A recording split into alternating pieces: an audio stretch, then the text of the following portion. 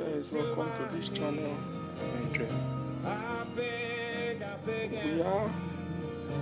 I am in the Chatham Dockyard to see the submarine. So I am bringing the submarine to you. We will be looking at it together. Hi guys, welcome to this channel. I'm Adrian. As I was describing, or as I have described, this is the sonar of this submarine. It dictates signals.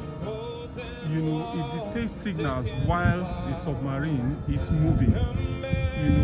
Signals like if there are missiles, underwater missiles called torpedo.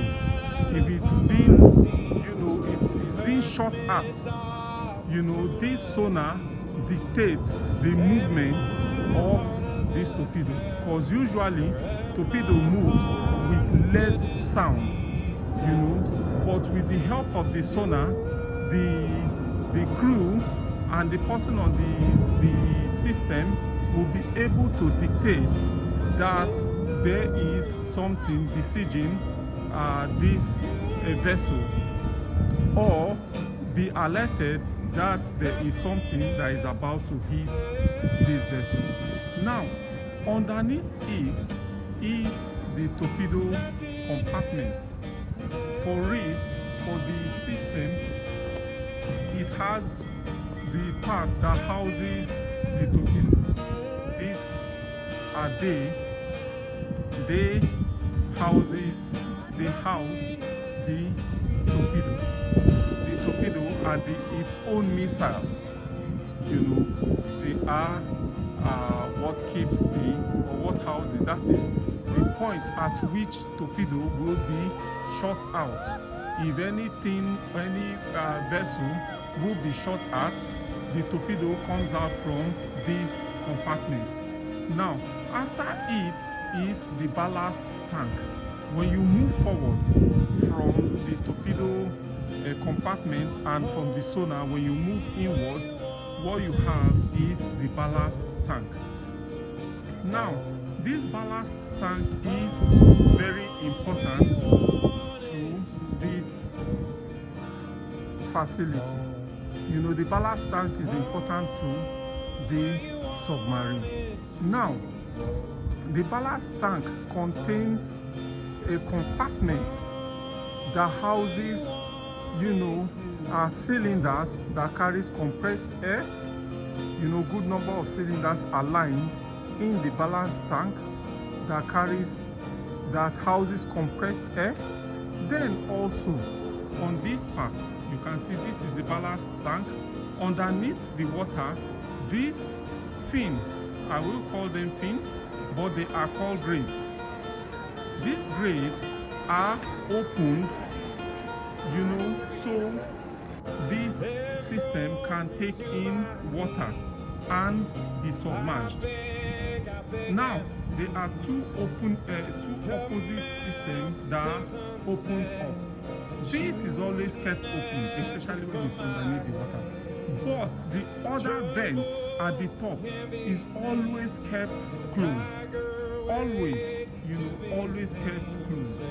This could be closed, but the process that would lead for this to be closed, often, especially when it's underneath the water, would lead to noise, sound, and other additional,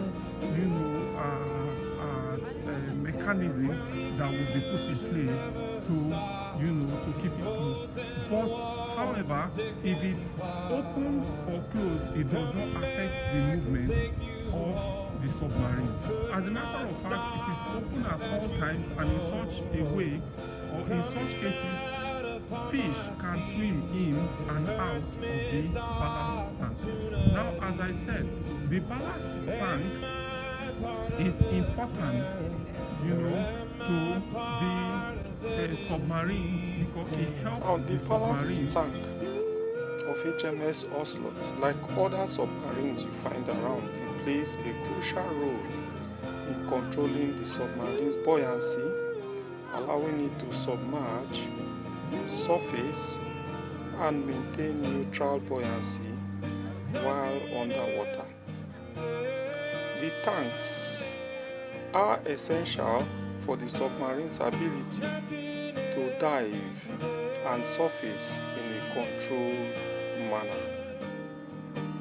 Now, when the submarine needed to surface, the air-filled ballast tank would release the water inside them by venting or expelling the water, allowing the tank to be filled with air. This would make the submarine positively buoyant and it would rise to the surface. Conversely, to dive, the air in the ballast tank will expel and seawater will be pumped into the ballast tank through a vent underneath. This will make the submarine negatively buoyant, causing it to descend to its desired depth. Now, to submerge, the tank will be flooded with seawater. As the ballast tank filled with water, the submarine will sink by becoming denser than the surrounding water. This tank typically have valves or vents. The tank typically have valves or vents that are opened at both ends. One is typically sealed at all time, but the one underneath is open most of the time, that allows seawater to flow in to the tank during the dive. Conversely, also about this time, fish can swim in and out of the ballast tank through this same vent.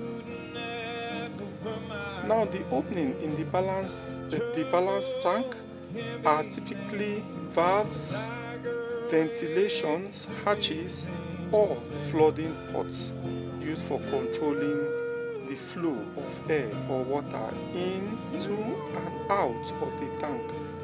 Now, this opening has several functions. Now, located at the bottom or side of the ballast tank, this port allows seawater to flow into or flood into the tank when diving. The port could be manually or hydraulically operated by the crew to control rate of flooding and ensure proper submerging. Now, these were located at the top of the ballast tank. The vent valves. They are located at the top of the ballast tank and allow air to escape when the tank is being flooded with water, or allow air to enter when the tank is being emptied to surface. Now, these both operations are crucial to maintaining proper air-water balance in the tank. The ballast tank not only controlled depth, but were also used to trim control. Now, the trim refers to the forward or aftermath balance of the submarine. Now, tanks can be partially flooded or vented to adjust the submarine's pitch and make it level in the water. Now, these are parts of the most crucial part, I believe, of this submarine. So I want to bring it to the fore. Now, this submarine has the capability to carry torpedoes and was equipped with sonar system for navigation and target detection.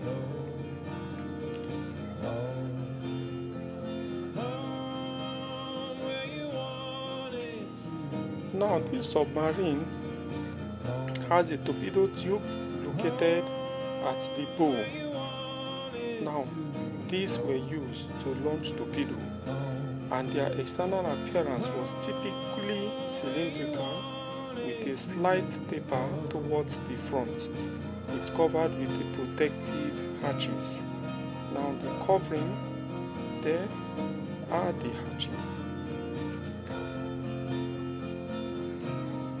Now at the second segment of the submarine, along the sides of it, now you will find various hatches, the vent, then the ballast tank is an access point. It's essential for the sub's operation.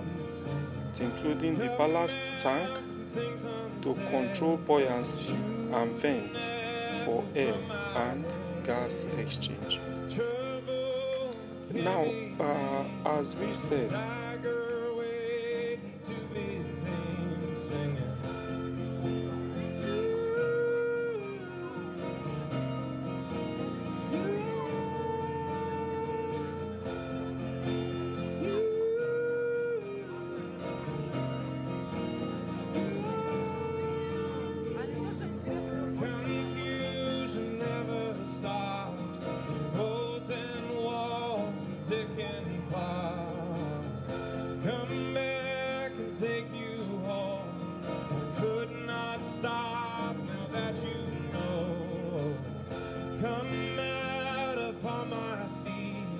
now let's talk about the movement, how this submarine moves or how it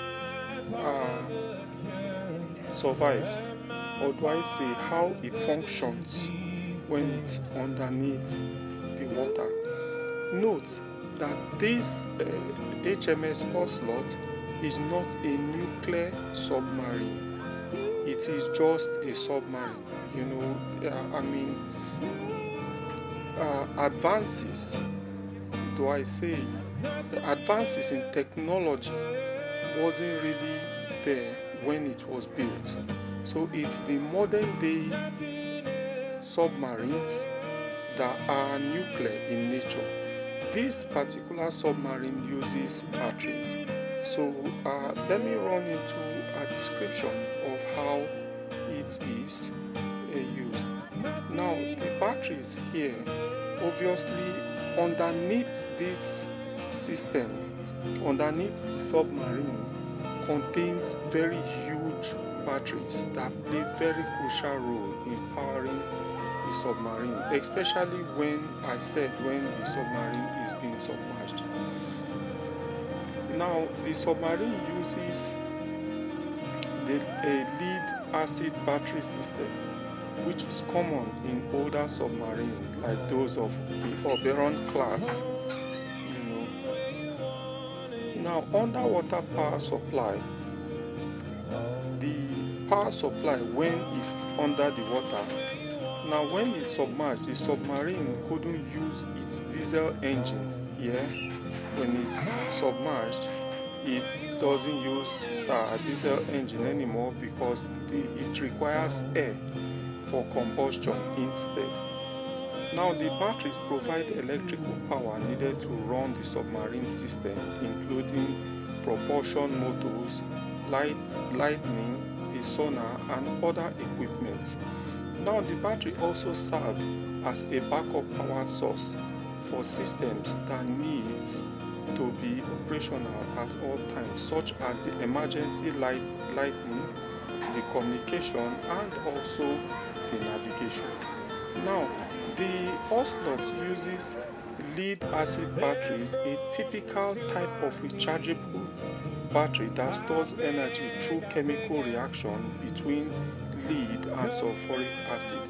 The batteries are large and heavy, typically consisting of multiple individual cells connected together to form a bank of battery. Now each cell in the lead acid battery produces about 2 volts of electricity, and multiple cells are connected in series to create a required voltage. Now the typical battery voltage in this Ocelot is typically around 300 volts or even more. Now, when the submarine is on the surface or at a periscope depth, the diesel engine are used to charge the batteries. Now, the diesel generators itself powers the electric motors that in turn recharge the battery tank. Now, when submerged, the diesel engines are shut off. When it goes underneath the water, when the process of when the ballast tank and everything are being opened and compressed air is being taken out, that is when it is allowed to sink. The diesel engine goes off, it's being shut off, so the system now relies on the battery power propulsion system that propels the motors, that drives the propeller.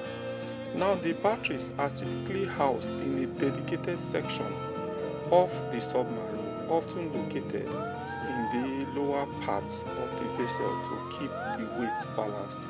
Now, the compartments are designed to hold large, heavy battery banks and has safety measures to prevent acid leakage or to short any form of circuit.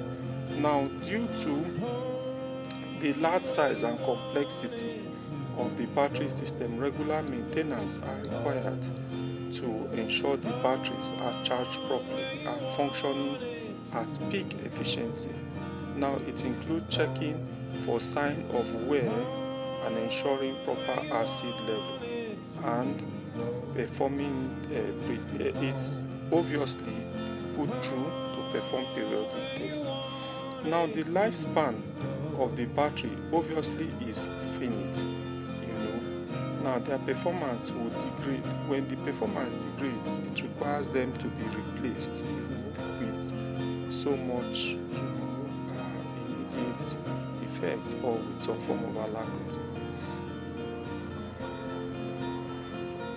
Now, this HMS Ocelot is equipped with torpedoes as part of its primary offensive armament, reflecting its role as a fleet submarine during the Cold War.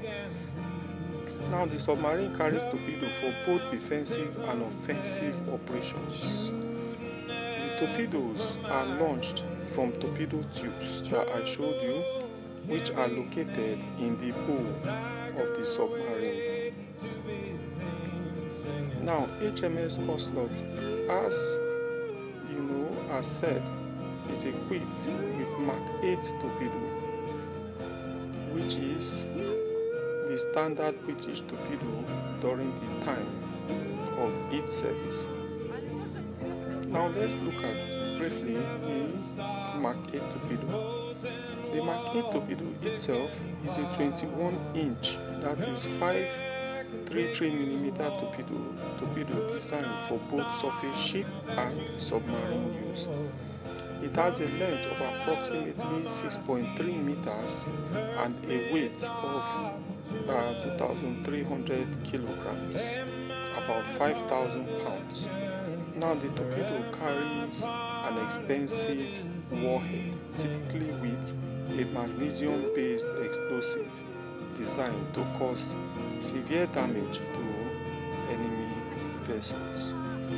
Now, the range of Mark 8 torpedo is around 7,500 meters, depending on its speed and operating condition. Now, the HMS Ocelot is equipped with 6 torpedo tubes, all mounted in the bow of the submarine. The tubes are capable of launching torpedo in quick succession if necessary, allowing the submarine to engage multiple targets.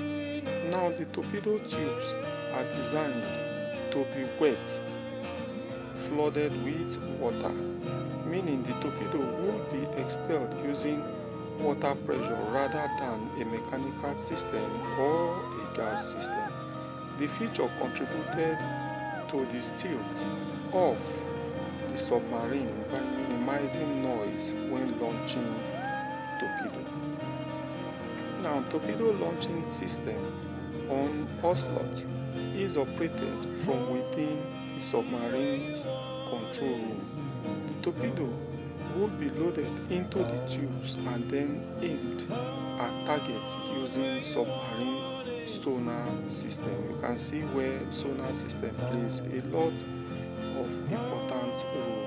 Now, after the launch order is given, the torpedo will be released from the tube and guided towards its target using its own internal guidance system.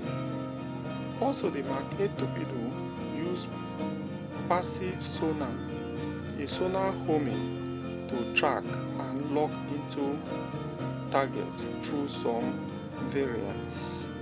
Also, it has a wire guided option. Obviously, there is a wire that guides the torpedo, but there is a certain length or meter it gets to. It will be separated, from the wire.